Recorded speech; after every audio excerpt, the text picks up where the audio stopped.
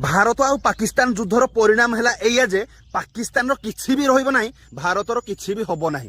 काली राति आपण माने जेतबेले घरे आराम से शोइदिले पाकिस्तान 73 टा मिसाइल लॉन्च करदिला भारत ऊपर। भारत प्रथम क्लियर भाव में कही देथिला जे आमे कोनोसी प्रकार भाव में पाकिस्तान रो आर्मी बंकर किंबा साधारण लोकक ऊपर टार्गेट करिबु नाही। आमर केवल गोटिए टार्गेट रहिबो जे पाकिस्तान रे बढ़ुतबा आतंकवाद को संपूर्ण भाव में धूलिसात करिया पई। किंतु पाकिस्तान रो केते छोट बुद्धि देखंतु, सेमाने केवल निरीह लोक मानकु टार्गेट करूछंती। काली आईपीएल मैच खेल होतिला दिल्ली आ पंजाब भितर धर्मशाला स्टेडियम रे। पाकिस्तान निरीह लोकक जीवन नवा पई सेही स्टेडियम ऊपर 4टा मिसाइल लॉन्च करथिला। किंतु आम पाखे जो S-400 अच्छी ताकू 160 किलोमीटर पूर्व से मिसाइल को संपूर्ण भाव में नष्ट कर देथिला।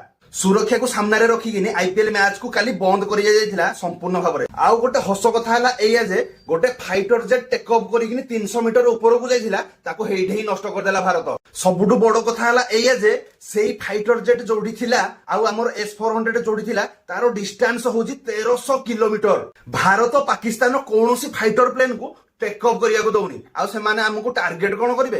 वर्तमान सुधा जेतिकी युद्ध हलानी पाकिस्तान 20-25 टा जगह संपूर्ण भाव में नष्ट हो सारानी, किंतु भारतर गछर गोटे पत्र भी वर्तमान सुधा हली नाही। मु बस पाकिस्तान को एतिकी कहिया पई चाहूची, तमरो जदी दम नाही लढाई करिया पई ताहाले आम संगे लागुजो कोन पई। आपनक मतामत कमेंट बॉक्स रे निश्चय देबे। आ जय हिंद लिखिया पई जमा भी भूलिबे नाही। जय जगन्नाथ।